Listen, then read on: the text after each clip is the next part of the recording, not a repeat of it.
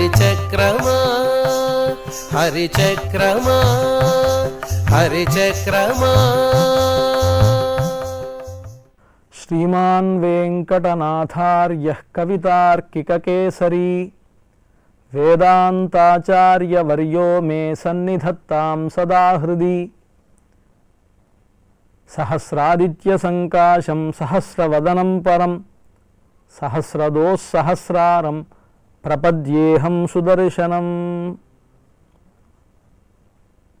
సుదర్శన భగవానుడు పరమ దయామూర్తి.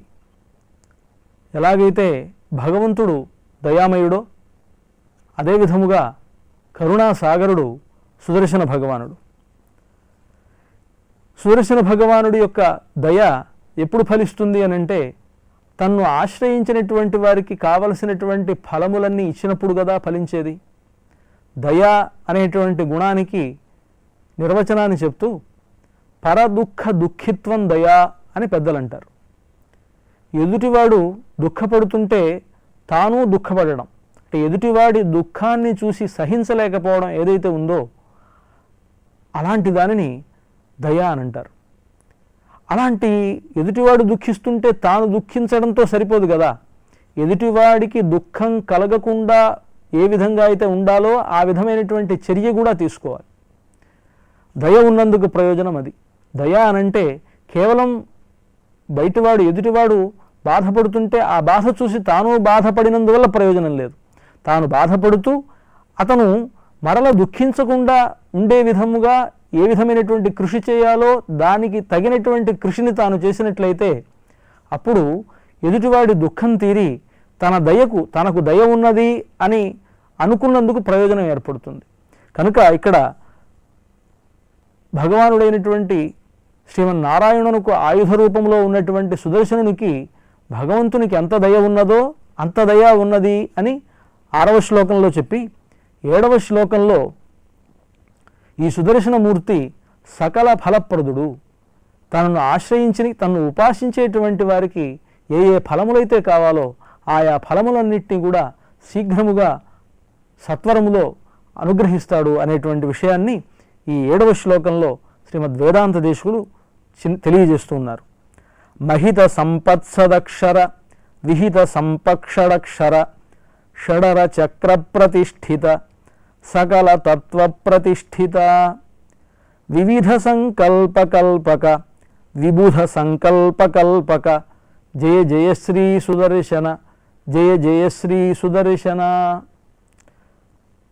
మహిత సంపత్ సదక్షర. మహిత మహా అంటే గొప్ప అని అర్థం కదా. మహిత గొప్పదైనటువంటి, సంపత్ ఐశ్వర్యము చేత, సదక్షర బ్రహ్మజ్ఞానులైనటువంటి వారికి మోక్షమును కలుగజేసేటువంటి వాడు. సుదర్శన మహాజ్వాల కోటి సూర్య సమప్రభ అజ్ఞానాంధస్య మే దేవ విష్ణోర్మార్గం ప్రదర్శయ అని సుదర్శన భగవానుడి ప్రార్థన. అజ్ఞానాంధస్య మే దేవ విష్ణోర్మార్గం ప్రదర్శయ. అజ్ఞానాంధుడైనటువంటి నాకు విష్ణువు యొక్క మార్గమును, విష్ణువును చేరేటువంటి మార్గమును ప్రదర్శింపజేయుము అని సుదర్శన భగవానుడిని ప్రార్థిస్తారు. ఇక్కడ ఆయన సదక్షరుడు, మహిత సంపత్ సదక్షర, గొప్పదైనటువంటి ఐశ్వర్యం కలిగినటువంటి వాడు సుదర్శనుడు. ఐశ్వర్యము అనంటే సంపద అనేటువంటి అర్థం కాదు. ఇక్కడ ఐశ్వర్యము అనంటే నియమించేటువంటి శక్తి. ఈశతే, ఎవరినైనా సరే నియమించగలిగినటువంటి శక్తి ఉండడాన్నే ఈశ్వరత్వము అని అంటారు. ఇక్కడ అలాంటి ఐశ్వర్యం చేత సదక్షర బ్రహ్మజ్ఞానులకు, బ్రహ్మజ్ఞానులైనటువంటి వారికి మోక్షరూపమైనటువంటి వాడు. సత్ అంటే సత్పురుషులు, బ్రహ్మజ్ఞానులు, వారికి అక్షర మోక్షరూపమైనటువంటి వాడు సుదర్శన భగవానుడు. విహిత సంపత్ షడక్షర. ఈ 2వ నామధేయంలో విహిత సంపత్ షడక్షర. మొదటి దాంట్లో మహిత సంపత్ సదక్షర, విహిత సంపత్ షడక్షర. సుదర్శనుడికి ఉండేటువంటి మంత్రములలో షడక్షరీ మంత్రం చాలా ఉత్తమమైనటువంటిది.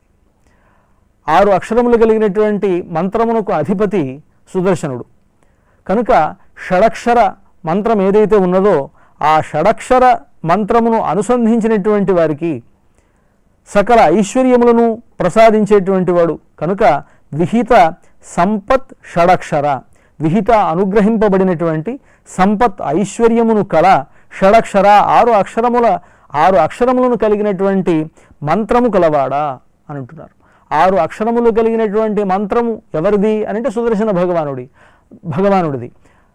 6 అక్షరములు కలిగినటువంటి మంత్రమును జపించినటువంటి వారికి కావలసినటువంటి సంపత్తులన్నిటినీ కూడా అనుగ్రహించేవాడు కనుక విహిత సంపత్ షడక్షర అయ్యారు. షడర చక్ర ప్రతిష్ఠిత, షట్ అర చక్ర ప్రతిష్ఠిత, 6 కోణములు కలిగినటువంటి, అర అంటే కోణములు, షడర 6 కోణములు కలిగినటువంటి చక్రమునందు ప్రతిష్ఠితుడై ఉన్నాడు అని. షట్కోణ గర్భజ్వలం నారసింహ ప్రభాపూరితాత్మ అని కదా ధ్యాన శ్లోకం. షట్కోణ గర్భమునందు ఉండేటువంటి వాడు సుదర్శన మహాపురుషుడు కనుక షడర చక్ర ప్రతిష్ఠిత, 6 కోణములు కలిగినటువంటి చక్రమునందు ప్రతిష్ఠితుడై ఉన్నటువంటి వాడు ఈ సుదర్శనమూర్తి అని ఈ నామధేయాన్ని అనుసంధించారు వేదాంత దేశికులు. సకల తత్వ ప్రతిష్ఠిత, సమస్తమైనటువంటి తత్వములయందు భావములయందు కూడా ప్రతిష్ఠిత అంతర్యామి రూపములో ఉండేటువంటి వాడు సకల తత్వ ప్రతిష్ఠితుడు ఈ సుదర్శన భగవానుడు. సకల తత్వ ప్రతిష్ఠిత అని. యః పృథివ్యాం తిష్టన్ యః ఆత్మని తిష్టన్ ఆత్మానమంతరో యమయతి యం ఆత్మానవేద అని ఇలాగా అంతర్యామి బ్రాహ్మణం అనేటువంటి ఒక వేదభాగం తెలియజేస్తోంది. భగవంతుణ్ణి సర్వాంతర్యామిగా తెలియజేస్తూ ఆ సర్వాంతర్యామి సర్వత్రా ఎలాగ ఉంటాడో తెలుపుతూ యః పృథివ్యాం తిష్టన్ యః భూమౌ తిష్టన్ యః ఆకాశే తిష్టన్ అని ఆయన ఎక్కడెక్కడెక్కడైతే ఉంటాడో అన్ని సమస్త పదార్థములను సృష్టిలో ఉండేటువంటి పదార్థములను చెప్పి వాటన్నిటిలో కూడా భగవంతుడు అంతర్యామి రూపంలో ఉంటాడు. ఆత్మానమంతరో యమయతి, అలాగే ఆయా వస్తువుల యందు అక్కడ ఉండి ఆయా వస్తువులను అన్నిటిని కూడా నియమిస్తూ ఉంటాడట. ఆత్మని తిష్టన్ ఆత్మానం అంతరో యమయతి, అలాగే సర్వత్రా ఉంటూనే ఆత్మయందు కూడా ఉంటాడట. ఆత్మని తిష్టన్ ఆత్మానమంతరః యమయతి, ఆత్మలో ఉంటూ ఆ లోపల ఉండి ఆత్మను యమయతి నియమిస్తూ ఉంటాడు. అలాగా సుదర్శన భగవానుడు భగవంతుడు ఎలాగైతే సర్వత్రా వ్యాపించి ఉంటాడో భగవానుడి చేతిని విడిచిపెట్టకుండా ఎల్లప్పుడూ అన్ని రూపములలోనూ ఉండేటువంటి సుదర్శన భగవానుడు కూడా సర్వాంతర్యామిగానే ఉంటాడు. భగవంతుని రూపాన్ని మనం చూసినప్పుడు భగవంతుడు దివ్యమంగళ విగ్రహంతో ఉంటాడు కదా. ఆ దివ్యమంగళ విగ్రహంలో శంఖము చక్రము అలాగే గద శారంగము మొదలైనటువంటి ఆయుధములన్నింటినీ ధరించి సకల దివ్యమంగళ విగ్రహుడై ఆయన వ్యాపించి ఉన్నప్పుడు ఆయన వ్యాపనంలో ఈ సుదర్శనాది ఆయుధములు కూడా అంతర్భవించి ఉంటాయి కనుక భగవంతునితో బాటు భగవద్రూపముతో బాటు కలిసి ఉండేటువంటి ఈ సుదర్శన చక్రం కూడా సకల తత్వ ప్రతిష్ఠిత సకల భావములందు కూడా అంతర్యామి రూపంలో ఉంటుంది అని ఇక్కడ మనకు వేదాంత దేశికులు సుదర్శన భగవానుడు కూడా భగవంతునితో కలిసి ఆయన చక్ర రూపంలో అంతర్యామిగా ఉంటాడు అనేటువంటి విషయాన్ని తెలియజేస్తున్నారు. వివిధ సంకల్పకల్పక, పలు విధాలైనటువంటి, వివిధ అంటే అనేక విధములైనటువంటి, సంకల్పకల్పక కోరికలకు కల్పవృక్షం వంటివాడు సుదర్శన భగవానుడు. కల్పకం కదా, ఎనక్కే తన్నై తంద కర్పహం. భగవంతుడు ఎలాంటి వాడు అని అంటే దాన్ని చెప్తూ ఆయువారులు అంటారు ఎనక్కే తన్నై తంద కర్పహం, తనను తానే ఇచ్చుకునేటువంటి కల్పవృక్షం వంటివాడు భగవంతుడని. భగవంతుడి గురించి చెప్పేటప్పుడు స్వామి ఎలాంటివాడు అని అంటే సకలాభీష్టములను తీర్చేటువంటి కల్పవృక్షం వంటివాడు అని. దేవతా వృక్షమైనటువంటి కల్పవృక్షం సకల కోరికలను తీరుస్తుందని ప్రసిద్ధి. కల్పవృక్షం దగ్గరికి వెళ్ళి ఏ కోరిక కోరితే ఆ కోరికనంతా తీర్చేటువంటిది. ఇలాంటివి కొన్ని వస్తువులు ఉన్నాయి, దేవతలకు సంబంధించినటువంటి వస్తువులు. కల్పవృక్షం, అలాగే కల్పలత, చింతామణి మొదలైనటువంటివన్నీ కూడా. చింతామణి కూడా ఆ మణి దగ్గర ఉంటే అన్ని కోరికలు తీరుతాయని. అలాగే కల్పవృక్షం దగ్గర ఉంటే కల్పవృక్షం దగ్గరికి మనం వెళ్తే ఆ కల్పవృక్షం మన కోరికలన్నీ తీరుస్తుందని ఇలాగ ప్రసిద్ధి ఉన్నది. కనుక ఇక్కడ భగవంతుణ్ణి ఒక కల్పవృక్షం వలె పోల్చడం అనేటువంటిది కవి సమయం. అదేవిధంగా భగవంతుడు ఎలాగైతే కల్పవృక్షం లాంటివాడో అలాగే ఈ సుదర్శన భగవానుడు కూడా వివిధ సంకల్ప కల్పక, పలు విధాలైనటువంటి కోరికలకు కూడా కల్పవృక్షం వంటివాడు. వివిధ సంకల్పకల్పక విబుధ సంకల్పకల్పక, అన్ని కోరికలను తీర్చేవాడు. విబుధులంటే దేవతలు. విబుధ సంకల్ప కల్పక, విబుధులు దేవతల యొక్క సంకల్ప కల్పక, కోరికలను కూడా తీర్చేటువంటి వాడు. వారి కోరికలకు కూడా ఉత్పాదకుడు సుదర్శన భగవానుడే.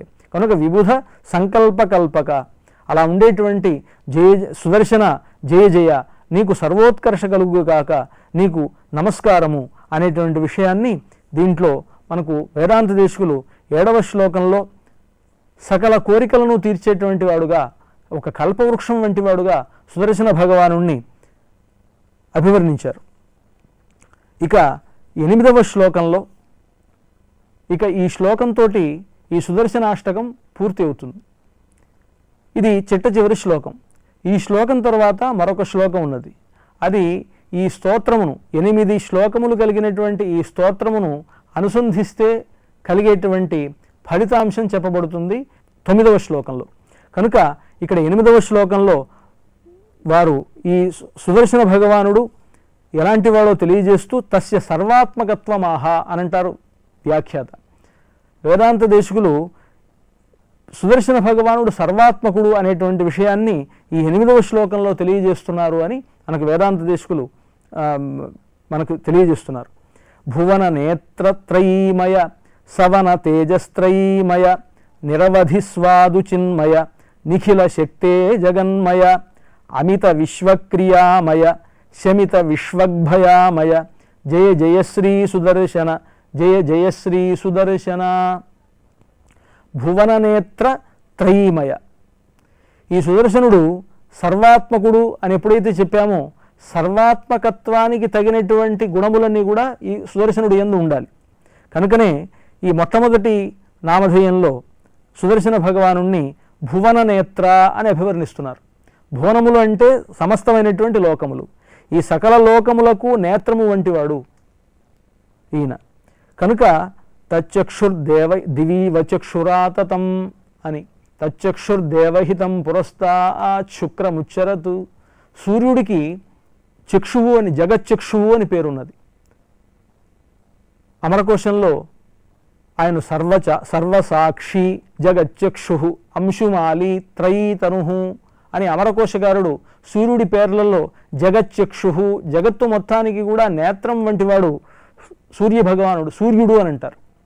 కనుక సూర్యుడు ఎలాగైతే లోకములకు నేత్రము వంటివాడో సూర్య తేజస్సును కూడా అధఃకరించి బాగా ప్రకాశించేటువంటి గొప్ప తేజస్సు కలిగినటువంటి సుదర్శనుడు సహస్రాదిత్య సంకాశుడు. ఆయన 1000 సూర్యులతో సమానమైనటువంటి కాంతి కలిగినటువంటి ఈ సుదర్శన భగవానుడు భువన నేత్ర, లోకములకు నేత్రము వంటివాడు.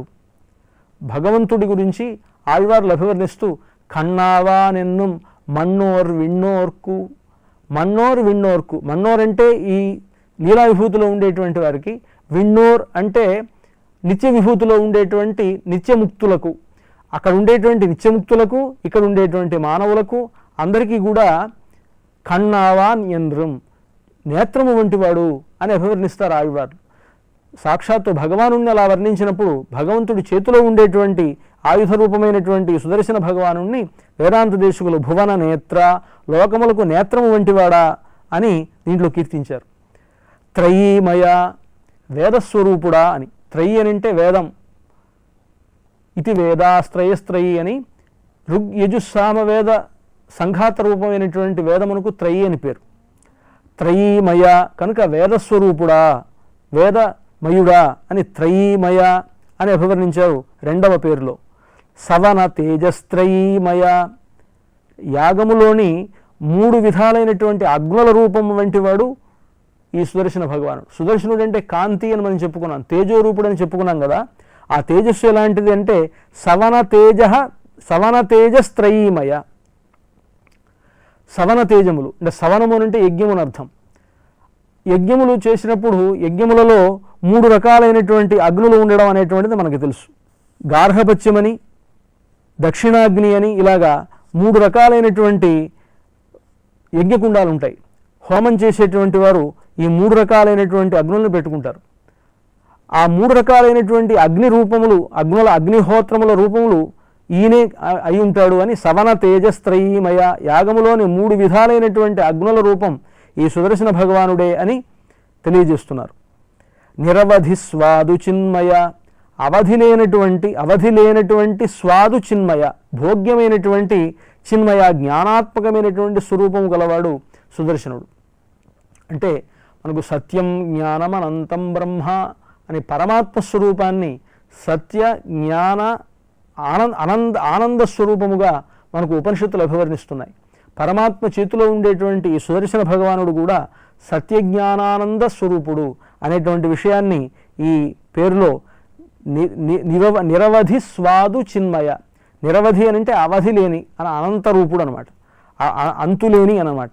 నిరవధి స్వాదు చిన్మయ, స్వాదు అని అంటే భోగ్యమైన అంటే ఆనందం, నిరవధి అని అంటే సత్యత్వం, సత్యం జ్ఞానం, చిన్మయ అని అంటే జ్ఞానము అని చెప్పుకోవచ్చు. చిన్మయ అంటే జ్ఞానస్వరూపుడు అని. చిన్మయ జ్ఞానస్వరూపుడు, జ్ఞానము సత్యము జ్ఞానము, స్వాదు అని అంటే భోగ్యము కనుక ఆనందము, కనుక సత్యజ్ఞాన ఆనంద స్వరూపుడు ఈ సుదర్శనుడు అనేటువంటి విషయాన్ని నిరవధి స్వాదు చిన్మయ అనేటువంటి పేరులో మనకు వేదాంత దేశకులు అద్భుతంగా సుదర్శన భగవానుణ్ణి అభివర్ణించారు. నిరవధి స్వాదు చిన్మయ నిఖిల శక్తే జగన్మయ, నిఖిల శక్తే సర్వవిధమైనటువంటి శక్తిని గలవాడా, అంటే అన్ని రకములైనటువంటి శక్తులు ఆ సుదర్శన భగవానుడికే ఉన్నాయి కనుక సర్వవిధ శక్తి, సర్వశక్తి ఆయన. జగన్మయ, జగదాకారమును కలిగినటువంటి వాడు, జగత్తునంతా వ్యాపించి ఉన్నటువంటి వాడు. నిఖిల శక్తే జగన్మయ అమిత విశ్వక్రియామయ, అంతులేనటువంటి, అమిత అంటే అంతులేనటువంటి, విశ్వక్రియామయ లోకముల యొక్క క్రియల రూపమైనటువంటి వాడు. సర్వకర్మ సమారాధ్యుడు, అన్ని కర్మల చేత ఆరాధింపబడేటువంటి వాడని ఒక అర్థం. అమిత విశ్వక్రియామయ అంటే ఈ సమస్తమైనటువంటి విశ్వమును సృష్టించడము, స్థితిని చేయడము, లయము చేయడము అనేటువంటి భగవద్ వ్యాపారమునకు, భగవంతుని యొక్క క్రియలకు ఈయన సహకారిగా ఉంటాడు కనుక, అంతేకాక పూర్తిగా భగవంతుడు ఈ సృష్టి స్థితిలయములైనటువంటి కార్యములను ఈ సుదర్శనుని యందే ఉంచి నడిపింపజేస్తాడు కనుక అమిత విశ్వక్రియామయ అనేటువంటి పేరును ఇక్కడ సుదర్శన భగవానుడికి దేశకులు ఇక్కడ అనుసంధించారు. శమిత విశ్వగ్భయామయ, శమిత ఉపశమింపజేయబడినటువంటి, విశ్వగ్భయ సంసారం అనేటువంటి భయం ఉన్నదే ఆ సంసార భయమును పోగొట్టేటువంటి వాడు. శమిత విశ్వగ్భయ ఆమయ, సంసార భయం అనేటువంటి ఆమయము అనంటే రోగం.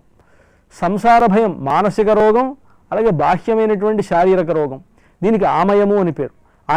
ఆమయము అంటే రోగము అని అర్థం. అది మానసిక రోగం కావచ్చు, శారీరక రోగం కావచ్చు. ముఖ్యంగా ఇక్కడ విశ్వగ్భయామయ అంటే సర్వత్రా కూడా సంసార భయం, నలువైపులా కలిగినటువంటి భయం మనకు సంసార భయమే, పెద్ద భయం అది. సంసార వ్యాధి నాశనం అన్నమాట. సంసారం అనేటువంటి వ్యాధిని నశింపజేసేటువంటి వాడు అనేటువంటి విషయాన్ని, సంసార వ్యాధినాశనం అనేటువంటి మాటనే ఇక్కడ శమిత విశ్వగ్భయ ఆమయ, ఉపశమింపజేయబడినటువంటి సంసార భయమును నలువైపులా కలిగినటువంటి సంసార భయమును పోగొట్టేటువంటి వాడు, సంసార భయమైనటువంటి ఆమయమును పోగొట్టేటువంటి వాడు అనేటువంటి విషయాన్ని ఇక్కడ అనేటువంటి పేరులో, ఈ శమిత విశ్వగ్భయామయ అనేటువంటి పేరులో సుదర్శన భగవానుడికి అనుసంధించారు వేదాంత దేశకులు. అలాంటి జయ జయశ్రీ సుదర్శన, జయ జయశ్రీ సుదర్శన, ఓ స్వామి, ఓ సుదర్శన, నీవు సర్వోత్కర్షతో వెలుగుము, అలాగే నీకు నమస్కారమును నేను తెలియజేస్తున్నాను అని 8వ శ్లోకంలో ఈ స్వామిని, సుదర్శన భగవానుణ్ణి సకలాత్మకుడుగా, సర్వాత్మకుడుగా అభివర్ణించారు వేదాంత దేశకులు.